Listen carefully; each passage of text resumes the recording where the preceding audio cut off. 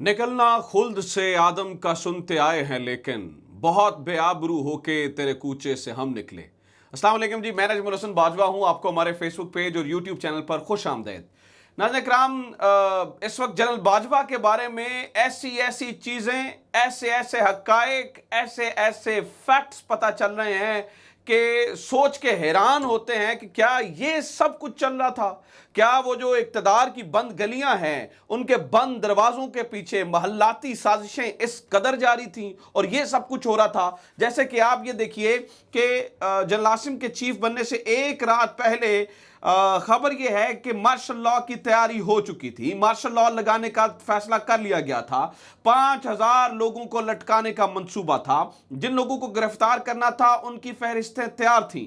फिर एक खातून जनरल बाजवा के सामने खड़ी हुई थी, उसने जनरल बाजवा को 1 मिनट में खामोश करवा दिया था।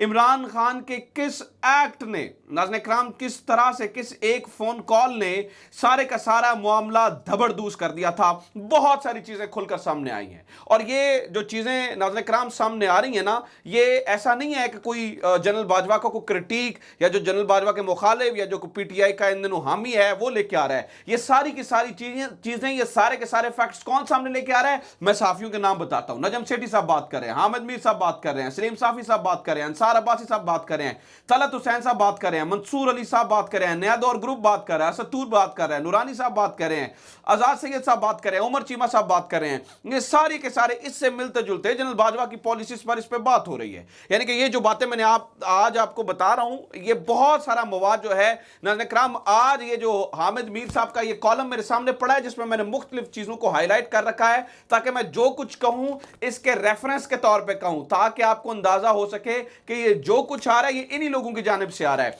ये इसके पीछे भी एक मकसद है, वो मैं आपको खबर दे देता हूं इसके पीछे क्या मकसद है, फिर मैं ये फैक्ट्स आपके सामने रखता हूं। दो चीजें इस वक्त ये सारी जो है ना वो करना चाह रहे हैं। नंबर 1 तो नून लीग को क्लीन चिट दिलवाना चाह रहे हैं कि जो कुछ किया जनरल बाजवा ने किया और जनरल बाजवा पीटीआई को सपोर्ट कर रहे थे, ना कि नून लीग को। यानी कि नून लीग ये अपना तासुर जाहिर करना चाहती है कि वो एस्टैब्लिशमेंट की मदद से आई है। वो ये तासुर बनाना चाहते हैं कि एस्टैब्लिशमेंट बिलखसूस जनरल बाजवा तो पीटीआई की मदद कर रहे थे। जबकि दूसरा जनाबे वाला, आप ये भी ज़हन में रखिएगा कि नवाज शरीफ साहब को जनरल बाजवा से हमेशा से मसला था, इसलिए वो इन्हें रगड़वाने की भी कोशिश कर रहे हैं। लेकिन इस लड़ाई में या इस जो भी मामला है, फैक्ट्स सामने आ रहे हैं, इत्तलात सामने आ रही हैं, चीजें सामने आ रही हैं। सो जो कुछ नाज़रीन किराम मैं कहने जा रहा हूं, अगेन मैं ये कह रहा हूं कि मैं इसका जिम्मेदार नहीं हूं, इसका जिम्मेदार ये डॉक्यूमेंट है, यानी कि हामिद मीर साहब का वो कॉलम है जिसके मैंने मुख्तलिफ हिस्सों को हाईलाइट कर रखा है। तो हामिद मीर साहब क्या कह रहे हैं और असल मालूमात क्या है, ये मैं साथ साथ आपको बताता चला जाऊंगा। लेकिन सबसे पहले हामिद मीर साहब सुने वो वो क्या कह रहे हैं, सुने जरा। वो कहते हैं कि आखिर में जब समरी भेजी गई थी तो ख्याल था कि अगर वजीर आजम शहबाज शरीफ ने जनरल आसिम मुनीर को आर्मी चीफ बनाने का फैसला किया तो इमरान खान सदर आरिफ अलवी को इस फैसले की तस्दीक से रोक देंगे। एक नया बहरान पैदा हो जाएगा और मार्शल लॉ के हालात पैदा हो जाएंगे। ये हामिद मीर साहब फरमा रहे हैं और किस रेफरेंस में फरमा रहे हैं वो सुने। वो कहते हैं कोई माने या ना माने, लेकिन एक तरफ ये मैं प्रोड्यूसर साहब को कहूंगा कि इसकी तस्वीरें लेके ना आपके साथ में आपको चला भी दें ताकि आपको अंदाजा हो जाए कि ये क्या क्या लिख रहे हैं। ये वही लोग हैं जो 8 मार्च से पहले कुछ और ही कहानियां सुनाते थे हमें, जनरल बाजवा को और नवाज शरीफ साहब को हीरो बना के सुनाते थे और इमरान खान को विलन बना के दिखाते थे। आज नाज़रीन इकराम वो क्या लिख रहे हैं, अब फैक्ट सामने आ रहे हैं। वो कहते हैं जी कोई माने या ना माने, लेकिन एक तरफ जनरल कमर जावेद बाजवा दूसरी मर्तबा एक्सटेंशन के लिए सरगर्म थे, तो दूसरी तरफ एक साहिब मुस्लिम लीग नून और पीपल्स पार्टी की क़यादत को यह यकीन दिला रहे थे कि अगर इन्हें आर्मी चीफ बना दिया गया तो वो इमरान खान को निस्तो नाबूद कर देंगे और इनका फैज गैर मशरूत होगा। ना जाने बाजवा और फैज मिलकर क्या खेल खेल रहे थे। अब जनरल फैज के बारे में नाज़रीन किराम बहुत सी बातें हैं, बहुत सारे पीटीआई के लोग जनरल फैज को हीरो बना के पेश करते हैं। मैंने भी जनरल फैज की जो अच्छी चीजें थी उनको हाईलाइट किया है, लेकिन मैं हमेशा से एक बात कहता आया हूं कि आप किसी के ऊपर मुकम्मल भरोसा नहीं कर सकते। आज एक मीटिंग हो रही है इमरान खान साहब से, जैसे कल हमारी मीटिंग थी, आज हमारे कुछ दोस्तों की मीटिंग है। मैंने ये सवाल लिख के इमरान खान साहब के लिए भेज दिया जनरल फैज के बारे में। अभी 2-3 घंटों में उसका जवाब आ जाएगा, इमरान खान साहब इसके ऊपर स्टेटमेंट दे देंगे, फिर वाज़ेह तौर पर जनरल फैज के बारे में भी पता चल जाएगा। अच्छा, लेकिन नाज़रीन इकराम वो अब ये जो 5,000 बंदे और गिरफ्तारियों की लिस्टें क्या हैं, ये हामिद मीर साहब क्या लिख रहे हैं, सुने जरा। मार्शल लॉ किसने लगाना था? जाहिर है जनरल बाजवा ने लगाना था, जिनकी जबान से मैंने मार्शल लॉ की बात एक दफा नहीं बार बार सुनी। इनके, अब सुनिए, इनके दिल के किसी गोशे में 5,000 अफराद को लटकाने की एक ख्वाहिश अक्सर अंगड़ाइयां लेती थी। यह ख्वाहिश इनकी जबान पर तड़पती लेकिन फिर वापस दिल में जाके सो जाती थी। यानी कि यहां पर हामिद मीर साहब ये स्टैब्लिश करने की कोशिश कर रहे हैं कि प्लान यह था इमरान खान के कंधे पे बंदूक रख के चलाई जाए, समरी भेजी जाए, लेकिन समरी में अगर जनरल आसिम मुनीर को आर्मी चीफ बनाया जाता है या उसके ऊपर फैसला करते हैं शहबाज शरीफ साहब, तो इमरान खान समरी को रोक लें, सदर के जो है ना वो साइन करने से रोक लें, तो इससे मार्शल लॉ के हालात पैदा हो जाएंगे और तीसरा फरीक फायदा उठा लेगा। यानी कि कौन फायदा उठाएगा? जनरल रिटायर्ड बाजवा फायदा उठाएंगे, ये हामिद मीर साहब कह रहे हैं। अच्छा, अगली कहानी सुने, वो क्या कहते हैं।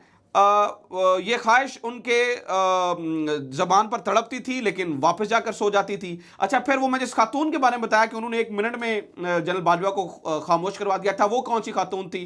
वो कहते हैं जी, कुछ दिन पहले नेशनल डिफेंस यूनिवर्सिटी की एक सिक्योरिटी वर्कशॉप में कई घंटे तक उन्होंने खिताब फरमाया।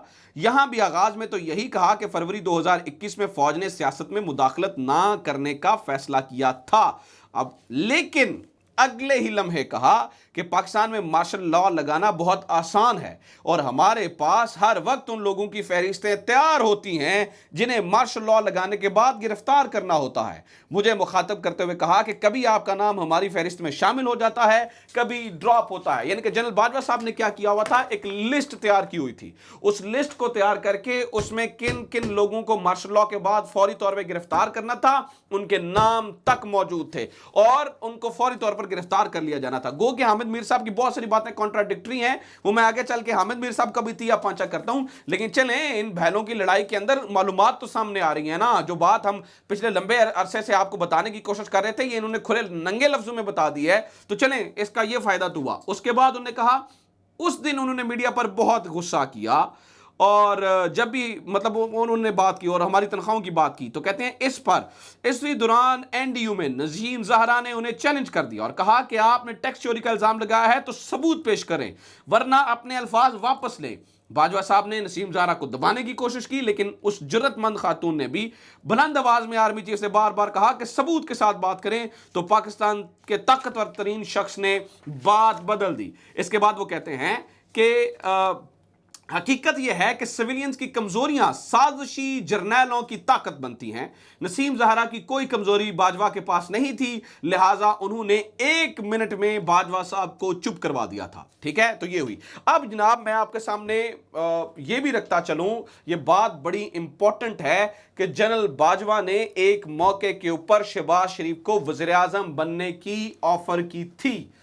General Bajwa, general retired Bajwa Shehbaz Sharif को वज़ीर आज़म बनाना चाहते थे और वो उन्होंने ऑफर की थी कि आप वज़ीर आज़म बन जाइए। मेरे पास ये 2 डॉक्यूमेंट और पड़े हैं और इसका सारा मटेरियल पड़ा है और बहुत सारी बातें करने के लिए हैं। मुझे पता थोड़ी सी वीडियो लंबी हो रही है, लिहाजा मैं इस कंटेंट को महफूज कर रहा हूँ और मैं साथ ही एक नई वीडियो बनवा रहा हूँ और उस नई वीडियो में मैं ये तमाम चीज़ें रखने जा रहा हूँ कि जब जनरल रिटायर्ड बाजवा ने शहबाज शरीफ को वज़ीर आज़म बनने की ऑफ़र की तो तब क्या हालात थे, जनरल फैज़ का किरदार क्या था, जनरल फैज़ का किरदार क्या शेडी है, क्या इमरान खान ने उन पर भरोसा किया, क्या मौलाना फजलुर रहमान को लाने वाले जनरल रिटायर्ड फैज़ हमीद थे, अंसार अब्बासी क्या लिख रहे हैं, हामिद मीर क्या लिख रहे हैं, बाकी दूसरे जो इनके ही एक ही थाली के चट्टे बट्टे हैं वो क्या लिख रहे हैं और क्यों टारगेट किया जा रहा है जनरल रिटायर्ड बाजवा को। ऑब्वियसली वो नून लीग को ये क्लीन चिट दिलवाना चाहते हैं, लेकिन जनरल बाजवा के बारे में जो चीज़ें लिखी जा रही हैं नाज़रीन इकराम, वो हक़ाइक़ सामने आ रहे हैं। ये बहुत बातें, बहुत सारे और हक़ाइक़ मेरे पास मौजूद हैं।